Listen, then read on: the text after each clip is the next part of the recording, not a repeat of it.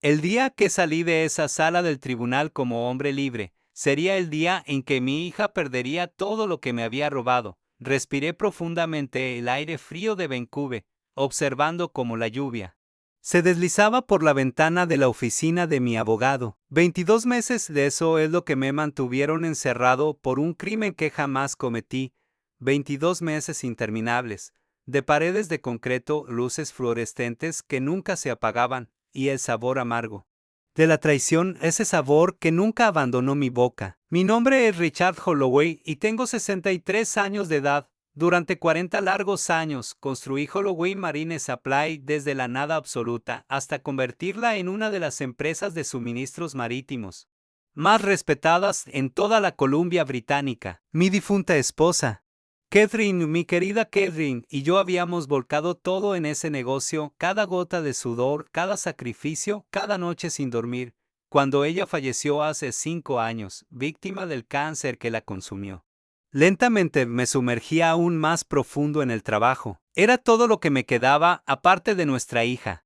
Rebecca, incluso ahora, mientras pronuncio su nombre, siento como si estuviera tragando vidrios rotos. Déjame llevarte de vuelta al lugar donde esta pesadilla comenzó. Era un martes por la mañana. En marzo de 2022, lo recuerdo perfectamente porque las flores de cerezo apenas comenzaban a florecer a lo largo de mi calle en Kitsilano. Había llegado a la oficina temprano, como siempre lo hacía, para revisar nuestros informes trimestrales. Acabábamos de conseguir un contrato importante con la Guardia Costera Canadiense, $6 millones, la culminación de 2 años intensos de negociaciones. Rebecca había sido mi directora financiera durante los últimos 8 años, era brillante con los números. Tenía un MBA de la Universidad de Columbia Británica, y yo había estado tan orgulloso, tan inmensamente orgulloso, cuando ella se unió al negocio familiar. Su esposo, Derek Chen, trabajaba como consultor para varias empresas emergentes de tecnología. Un tipo bastante agradable, o eso pensaba yo en aquel entonces. Llevaban casados 4 años y tenían una hija, mi nieta Emma, que tenía 6 años en ese momento. Esa mañana, Rebecca entró a mi oficina con Derek y 2 oficiales de la RCMP. Papá, necesitamos hablar, dijo ella. Su voz era plana y fría, de una manera que nunca antes había escuchado. Los oficiales me informaron que estaba bajo investigación por malversar $850,000 de Holloway Marine Supply. Tenían extractos bancarios que mostraban transferencias a una cuenta extraterritorial. A mi nombre tenían facturas falsificadas de proveedores que no existían. Tenían correos electrónicos con mi firma digital autorizando pagos fraudulentos. No podía respirar. El aire se había escapado completamente de mis pulmones. Esto es una locura, Rebecca. Diles que tú manejas todas las cuentas. Sabes que yo nunca. Precisamente por eso es tan doloroso. Papá, me interrumpió, y lo juro por Dios, había lágrimas reales en sus ojos, lágrimas que parecían tan genuinas. Descubrí las discrepancias hace 3 semanas. He estado trabajando con nuestros auditores, esperando que hubiera algún error, pero la evidencia es abrumadora. Has estado robando sistemáticamente de tu propia empresa durante los últimos 2 años. De eso es mentira, grité con todas mis fuerzas. Pero los oficiales ya estaban leyéndome mis derechos. Derek puso su brazo alrededor de los hombros de Rebecca en un gesto que parecía protector. Señor, sé que esto es difícil, pero tenemos una responsabilidad con Emma. No podemos permitir que su abuelo sea un ladrón. Me arrestaron ese mismo día. La audiencia de fianza fue un desastre total, un completo y absoluto desastre. La fiscalía argumentó que yo era un riesgo de fuga con acceso a fondos extraterritoriales. Mi abogado en ese momento, un abogado corporativo llamado Paul Morrison, que había manejado nuestros contratos comerciales durante años, parecía completamente fuera de lugar, perdido en una corte penal. La fianza se fijó en $500,000. Aquí es donde se volvió verdaderamente diabólico, diabólico y calculado. Antes de continuar, tómate un momento para suscribirte al canal y déjame saber desde dónde nos estás viendo. En los comentarios mis activos fueron congelados, pendientes de investigación, las cuentas de la empresa, mis cuentas personales. Incluso la cuenta conjunta que había compartido con Catherine, que todavía tenía su nombre .t o de .abs o LUTMNT, y todo estaba congelado. La única forma de pagar la fianza era que Rebecca autorizara un préstamo contra la empresa, lo cual podía hacer como directora financiera. Con su 40% de propiedad de ella, se negó rotundamente, se negó. Lo siento, papá, pero tengo que pensar en el futuro de Emma. Si eres inocente, el juicio lo probará. Hasta entonces no puedo arriesgar la estabilidad financiera de la empresa, así que me senté en detención preventiva en el Centro de Detención Preventiva North Fraser durante 4 meses interminables antes de que el juicio siquiera comenzara. Paul Morrison fue reemplazado por una defensora pública llamada Jennifer Walsh, una mujer joven recién salida de la escuela de Derecho que estaba manejando su tercer caso penal. Tenía buenas intenciones, pero se estaba ahogando. El juicio duró 3 semanas de agonía. La fiscalía presentó su caso meticulosamente, como una máquina bien aceitada, registros bancarios que mostraban transferencias a una cuenta en las Islas Caimán bajo mi nombre, facturas de empresas como Pacific Marine Distributors y Coastal y Equipment Solutions que la investigación demostró que nunca habían existido, cadenas de correos electrónicos, donde supuestamente yo autorizaba pagos a estas empresas fantasma, todo con mi firma digital que nuestro departamento de TI confirmó provenía de mi computadora. Rebecca testificó, guió al jurado a través de la estructura financiera de la empresa, explicó cómo había notado irregularidades durante una auditoría de rutina, como me había confrontado en privado, y yo lo negué todo, como no tuvo más opción que acudir a las autoridades. Amaba a mí padre, dijo en el estrado, secándose los ojos con un pañuelo de papel, pero amó más a mi hija. No podía dejar que creciera pensando que el robo y el fraude eran aceptables solo porque era familia. Derek también testificó, habló sobre cómo me había vuelto distante después de la muerte de Catherine, como había hecho comentarios sobre sentir que había trabajado toda mi vida y merecía disfrutar algo de ese dinero, como le había preguntado sobre criptomonedas y estrategias de inversión extraterritorial, todas mentiras, mentiras fabricadas con precisión, pero presentadas con tal convicción que podía ver al jurado creyéndole. La defensa intentó, Dios sabe que intentó. Jennifer trajo a un experto en caligrafía, que dijo que algunas de las firmas parecían potencialmente inconsistentes, pero no pudo probar definitivamente la falsificación. No podíamos pagar a un experto en informática forense para examinar los correos electrónicos. No teníamos investigadores para rastrear a dónde fue realmente el dinero. Yo testifiqué en mi propia defensa, expliqué que no tenía conocimiento de estas transacciones, que Rebecca tenía acceso completo a todas las cuentas de la empresa, que nunca había configurado una cuenta extraterritorial, pero sin pruebas concretas, sin evidencia para contrarrestar su montaña de documentación. Solo parecía un hombre culpable, inventando excusas desesperadas. El jurado deliberó durante 6 horas, culpable en 12 cargos de fraude y malversación. La jueza me sentenció a 3 años, con crédito por el tiempo cumplido. Me quedaban 26 meses. Me enviaron a la institución William Head, una instalación de seguridad media en la isla de Vancouver. Había construido una empresa valorada en $20 millones, y ahora estaba durmiendo en un colchón delgado, en una celda de 6 por 8 pies, escuchando el sonido del océano, de ese océano que alguna vez representó libertad y oportunidad. Los primeros meses fueron los peores, los más oscuros de mi vida. Rebecca me envió una carta, solo una. Decía que esperaba que usara este tiempo para reflexionar sobre lo que había hecho, para encontrar algo de paz, y que traería a Emma a visitarme. Una vez que estuviera listo para admitir mi culpa y disculparme, le escribí de vuelta una sola oración: soy inocente y algún día lo probaré. Nunca volvió a contactarme, pero esto es lo que Rebecca y Derek no sabían. William Head tiene un programa educativo, y en ese programa conocí a un hombre llamado Tom Nakamura. Tom tenía 68 años, cumpliendo el último año de una sentencia de 7 años, por su papel en un esquema de fraude hipotecario, antes de su Condena. Tom había sido contador forense. Para la RCMP había cometido un terrible error cerca del final de su carrera, se volvió codicioso y le costó todo. Tom y yo fuimos asignados a la misma clase de carpintería. Comenzamos a hablar. ¿Y cuándo le conté mi historia, algo cambió en su expresión? Richard, dijo en voz baja una tarde, mientras lijábamos patas de mesa, todo lo que estás describiendo suena mal. La cuenta extraterritorial, las empresas fantasma, el rastro de correos electrónicos, es demasiado limpio. La malversación real es desordenada. La gente se vuelve codiciosa, comete errores, deja huecos.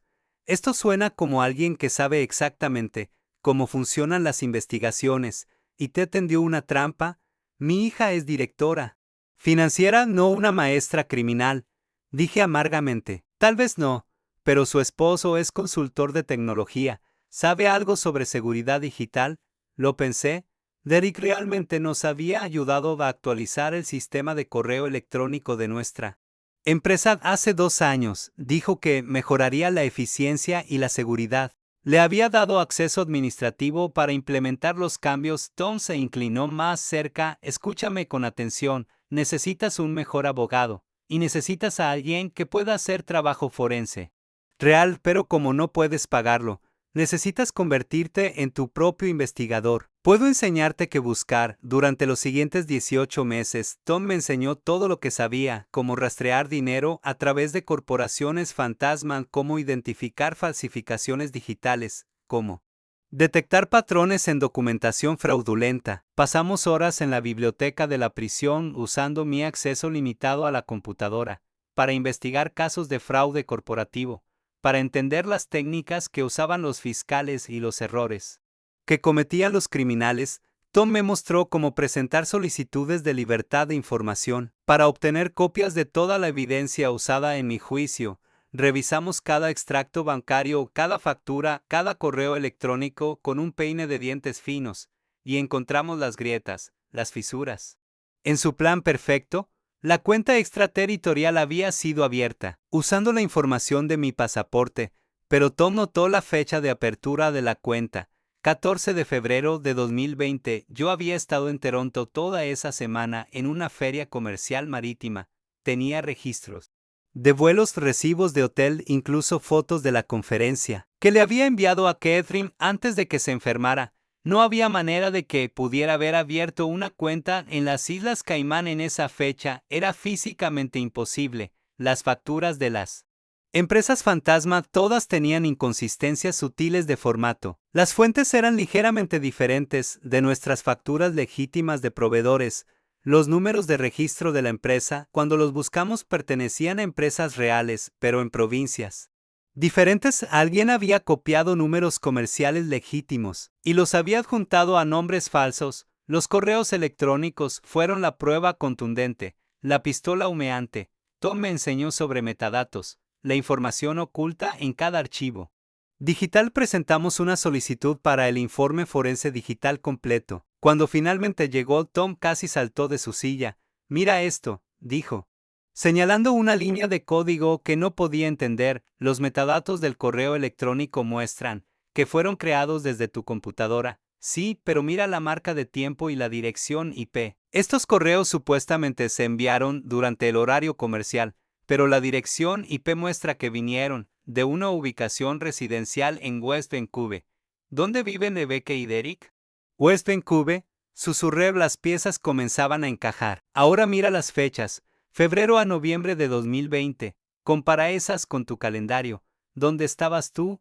Revisé mis registros de calendario antiguos. Durante todo ese periodo había estado trabajando desde casa debido a los confinamientos por COVID-19. La oficina había estado cerrada, excepto para el personal esencial del almacén. Rebecca había sido la única persona que iba a la oficina regularmente, porque necesitaba procesar nóminas y pagos a proveedores. Había tenido acceso a la computadora de mi oficina. Derek, con su acceso administrativo a nuestro sistema de correo, podría haber iniciado sesión remotamente como yo y creado esos correos desde su casa, pero probarlo era otro asunto completamente diferente. Tad Estaba en prisión, todavía no tenía dinero, y todavía tenía un historial criminal. Fue entonces cuando recibí una llamada de alguien que nunca esperé volver a escuchar. Michael Brennan. Mike había sido mi socio comercial en los primeros días de Halloween Marine, cuando éramos solo dos tipos. Con un almacén y un sueño, me había vendido su parte del negocio hace 25 años, cuando se mudó a Alberta y habíamos perdido el contacto. Richard, acabo de enterarme de lo que te pasó, dijo. Su voz áspera por la emoción. Lo siento mucho. Debería haber estado prestando atención, no es tu culpa. Mike, tal vez no, pero voy a ayudarte a arreglarlo. He ganado buen dinero en petróleo y gas aquí. Y tengo algunos contactos. Ya me puse en contacto con una abogada en Vancouver. Sharon Park, su especialista en condenas injustas. Está dispuesta a tomar tu caso pro bono, si tienes alguna evidencia. Sharon Park era una fuerza de la naturaleza, una mujer imparable, tenía 48 años ese punto y ex fiscal de la corona, que había cambiado de bando, después de ver a demasiadas personas inocentes ser atropelladas por un sistema sobrecargado. Me visitó en William Head 3 semanas después de la llamada de Mike. Le mostré todo lo que Tom y yo habíamos compilado, las discrepancias en la línea de tiempo, el análisis de metadatos, la apertura imposible de cuenta. Ella escuchó, tomó notas y cuando terminé, sonrió. Richard. Esto es bueno. Esto es realmente bueno.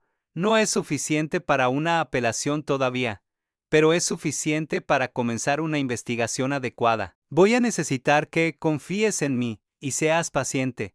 Vamos a hacer esto bien. Sharon contrató a un investigador privado llamado David Song y a una experta en informática forense, Ladra, Patricia Manji, profesionales reales, no funcionarios públicos sobrecargados de trabajo. Comenzaron a tirar de los hilos. David descubrió que el negocio de consultoría de Derek había estado al borde de la bancarrota. A principios de 2020 había invertido fuertemente en un esquema de criptomonedas que colapsó, perdiendo casi $300,000 de ahorros personales. Luego, de repente, en marzo de 2020, justo después de que supuestamente comenzara la malversación, Derek pagó todas sus deudas y dio un pago inicial en una casa de $2.3 millones en West Vancouver. El análisis de Ladran Manji fue aún más condenatorio. Probó definitivamente que los correos electrónicos habían sido creados usando acceso de administrador con manipulación de marca de tiempo para hacer que pareciera que se habían enviado meses antes de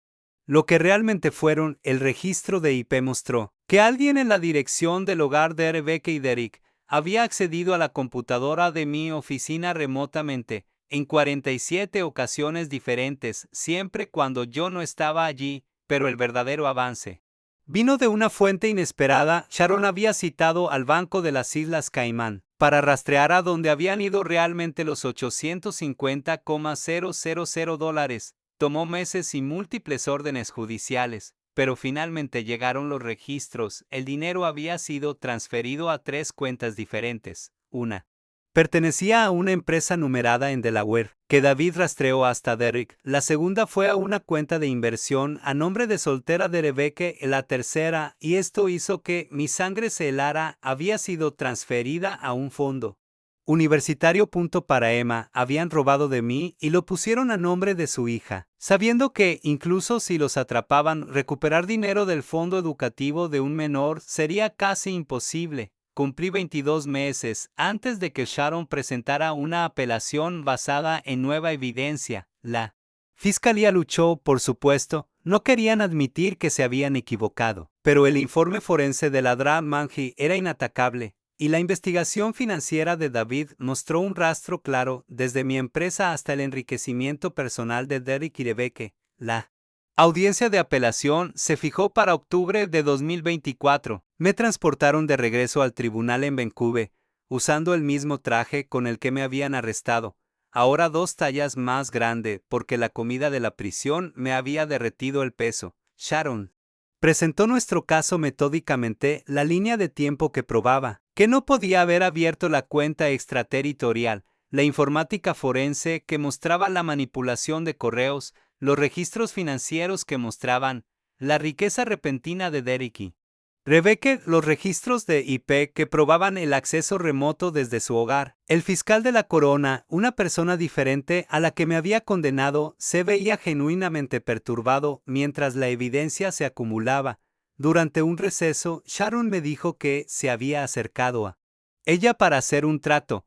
Absolutamente no. Dije con firmeza, quiero exoneración, no un acuerdo. El panel de 3 jueces tomó 2 semanas para deliberar. Cuando regresaron, el juez principal no se anduvo con rodeos. Singer Holloway es el hallazgo de este tribunal que su condena fue un error judicial. La evidencia presentada demuestra no solo una duda razonable, sino un patrón claro de fraude perpetrado contra usted. Su condena queda anulada y es liberado inmediatamente con nuestras sinceras disculpas por la falla del sistema de justicia. Salí de ese tribunal como hombre libre por primera vez en casi 2 años. Sharon ya estaba pasando a la siguiente fase. Vamos a presentar cargos criminales contra Rebecca y Derek, dijo. Fraude, falsificación, perjurio, conspiración. Vamos a demandar por daños civiles. Cada centavo que tomaron, más compensación por tu encarcelamiento injusto. La investigación criminal avanzó más rápido de lo que esperaba, una vez que la RCMP se involucró con la evidencia forense completa. Ejecutaron órdenes de registro en la casa y dispositivos de Rebecca y Derek. Encontraron todo, absolutamente todo, correos electrónicos entre Rebecca y Derek planeando el esquema, la investigación de Derek sobre cómo crear cuentas extraterritoriales, las notas de Rebecca sobre qué facturas falsificar y cómo hacerlas parecer legítimas. Habían comenzado a planear estos 6 meses antes de que Catherine muriera. Lo veían como su herencia, algo que merecían, porque Rebecca había dedicado años a la empresa. Cuando no me ofrecí voluntariamente a ceder el negocio o hacer los socios iguales, decidieron tomarlo por la fuerza. Derek fue arrestado en su oficina. Rebecca fue arrestada en Holloway Marine Supply, mi empresa que ella había estado dirigiendo en mi ausencia. Su audiencia de fianza fue hermosa de ver. Sharon se aseguró de que yo estuviera allí. La fiscalía argumentó que ambos eran riesgos de fuga con capacidad comprobada para ocultar activos. La fianza se fijó en $750,000 cada uno. Rebecca me miró a través de la sala del tribunal y por un momento vi miedo reemplazar el cálculo frío que había estado allí durante mi juicio. Los padres de Derek hipotecaron su casa para pagar su fianza. Rebecca se sentó en detención preventiva durante 6 semanas antes de que finalmente aceptara una reducción de fianza y su hermana firmara como codeudora, pero aquí es donde la historia toma un giro que todavía me rompe el corazón. De Emma, mi nieta, había estado viviendo con los padres de Derek. Durante todo esto, Sharon me informó que necesitábamos abordar el fondo universitario. Había crecido a casi $400,000 con rendimientos de inversión. Ese dinero fue robado de ti, Richard. Legalmente necesita ser devuelto como parte de la restitución. Pensé en Emma. Ahora tenía 8 años. No la había visto desde el día en que me arrestaron. Esto no era su culpa. Nada de esto era su culpa. No, dije con determinación. Deja esa cuenta en paz. Emma no eligió a sus padres, no pidió nada de esto. Ese dinero se queda en fideicomiso para su educación, pero con una condición: yo seré nombrado como fideicomisario, y solo puede usarse para gastos educativos legítimos. Ni un centavo va. Rebecca Oderico. Sharon levantó una ceja. ¿Estás seguro? Estoy seguro. Ella va a necesitar terapia y apoyo. Después de ver a ambos padres ir a prisión, lo menos que puedo hacer es asegurarme de que pueda obtener una educación. El juicio se fijó para marzo de 2025. Insistí en estar allí cada día. Derek intentó hacer un trato primero. Se ofreció a testificar contra Rebecca a cambio de una sentencia reducida. La fiscalía lo consideró, pero Sharon presionó con fuerza. Planearon esto juntos, lo ejecutaron juntos y se beneficiaron juntos. Derek fue el arquitecto técnico, Rebecca fue la operadora interna. Ninguno merece un pase libre. El juicio duró 5 semanas, la evidencia era abrumadora. Apelas TANTI. Y el jurado tomó menos de 4 horas para condenarlos a ambos en todos los cargos. Derek recibió 8 años, Rebecca recibió 7 con crédito por el tiempo cumplido durante su violación de fianza. Pero yo quería más que solo tiempo en prisión, quería la empresa de vuelta, la demanda civil. Fue compleja. Holloway Marine Supply técnicamente todavía estaba operando. Ahora dirigida por un CEO interino que la Junta había nombrado, las acciones de Rebecca habían sido incautadas como producto del crimen. La empresa en sí estaba valorada ahora en $24 millones, habiendo crecido a pesar del escándalo. Sharon argumentó que la participación accionaria de Rebecca había sido obtenida mediante fraude, ya que había usado su posición de directora financiera para malversar fondos que luego usó para aumentar su propiedad. Cada acción que había comprado en los últimos 5 años debía devolverse a mí. Los padres de Derek intentaron intervenir, alegando que tenían derechos como tutores de Emma para proteger sus intereses. Pero el juez no quiso saber nada de eso. Los intereses de la niña están protegidos por el fideicomiso educativo que el Singer Holloway generosamente permitió que permaneciera. Las acciones en cuestión pertenecen al Singer Holloway. Caso cerrado. Recuperé mi empresa, toda ella, 100% de propiedad, pero el verdadero cierre vino de una conversación inesperada. La terapeuta de Emma contactó a través de Sharon. Emma quería verme. Los padres de Derek le habían estado diciendo que yo era el malo, que había mentido para lastimar a sus padres, pero había estado teniendo pesadillas, y en terapia finalmente admitió que recordaba el día en que me arrestaron. Escuché a mami y papi practicando qué decir la noche anterior. Le dijo Emma a su terapeuta. Papi seguía diciendo, apégate al guión.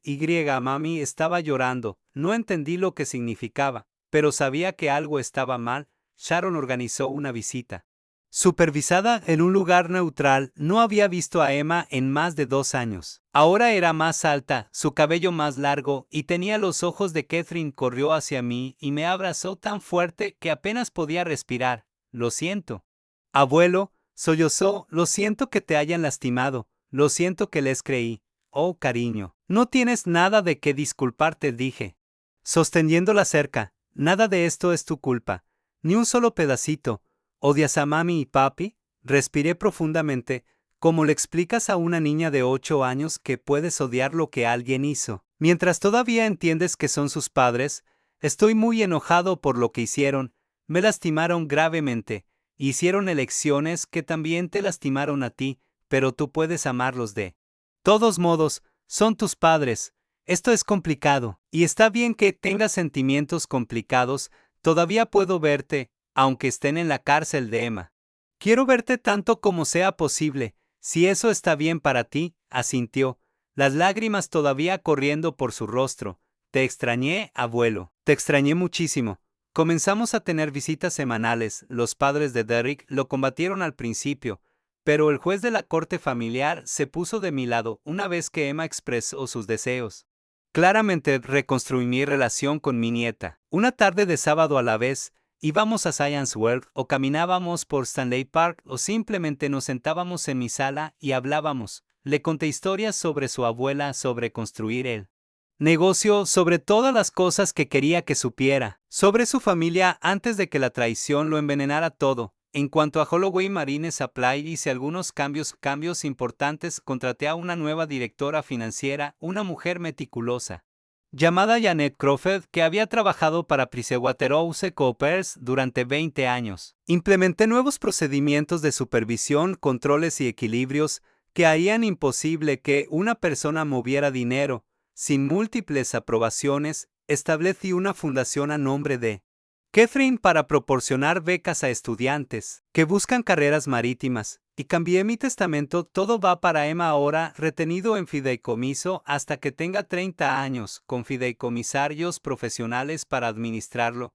no sus padres, no los padres de Derek, profesionales independientes, que actuarán en su mejor interés. Rebecca me escribe a veces desde la prisión. Las cartas son siempre las mismas. Lo siente. Tenía miedo por el dinero. Derek la presionó. Cometió un terrible error. Quiere perdón. No le respondo. Tal vez algún día lo haré, pero no ahora. La herida todavía está demasiado fresca. No solo me robó dinero, me robó 2 años de mi vida, mi libertad, mi reputación.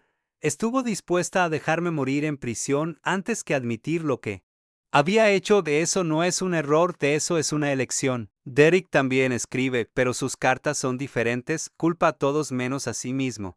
El sistema le falló, yo era codicioso, Rebecca era manipuladora. El juez estaba sesgado. Una y otra vez esas cartas las tiro a la basura sin leer más allá del primer párrafo. Tengo 65 años ahora, 2 años mayor de lo que debería ser, si cuentas el tiempo que me robaron, pero soy libre, estoy reivindicado, y tengo a mi nieta de vuelta en mi vida. Tengo mi empresa más fuerte que nunca, tengo mi reputación restaurada. Cada mañana me despierto en mi propia cama. Preparo mi café y camino hasta el puerto deportivo cerca de mi casa, observo los barcos saliendo hacia English Bay y pienso en lo cerca que estuve de perderlo todo, lo fácil que habría sido rendirme en esa celda, aceptar el veredicto de culpabilidad y simplemente cumplir mi tiempo, pero no lo hice, luché, aprendí, planeé, y cuando llegó el momento, estaba listo. El día que salí de ese tribunal fue ciertamente el día en que Rebecca y Derek lo perdieron todo, su libertad, su dinero, sus reputaciones, la confianza de su hija, todo lo que habían estado dispuestos a destruirme para obtener, ¿valió la pena? Eso es lo que Emma me preguntó una vez, durante una de nuestras visitas de sábado. Abuelo, ¿valió la pena? Todo el tiempo en prisión, toda la lucha, solo para vengarte. No se trataba de venganza. Cariño, le dije, su trataba de la verdad. Su trataba de asegurarme de que las personas que hacen cosas terribles enfrenten consecuencias. Su trataba de mostrarte que incluso cuando el mundo es injusto, incluso cuando las personas que amas te traicionan, no tienes que aceptar la injusticia, luchas por lo que es correcto sin importar cuánto tiempo tome. Ella pensó en eso por un momento. Luego asintió. La abuela habría estado orgullosa de ti. Creo que habría estado orgullosa de ambos. Dije, sobrevivimos algo que debería habernos destruido. Y todavía estamos aquí. Todavía estamos aquí, todavía luchando, todavía construyendo algo mejor. De los escombros de lo que fue destruido. Esa es la verdad que nunca te dicen sobre la traición. No termina cuando los culpables son castigados. No termina cuando ganas en la corte, termina cuando decides que lo que te quitaron no definirá en quién te conviertes. Soy Richard Holloway, pasé 22 meses en prisión por un crimen que no cometí y salí más fuerte de lo que la gente que me encerró jamás imaginó posible, y todavía sigo en pie de pie y luchando. Gracias a todos por escuchar mi historia. Si te gustó esta historia, dale like y presiona el botón de suscribirse. Los giros sucederán aquí cada noche con una historia diferente, así que mantente atento.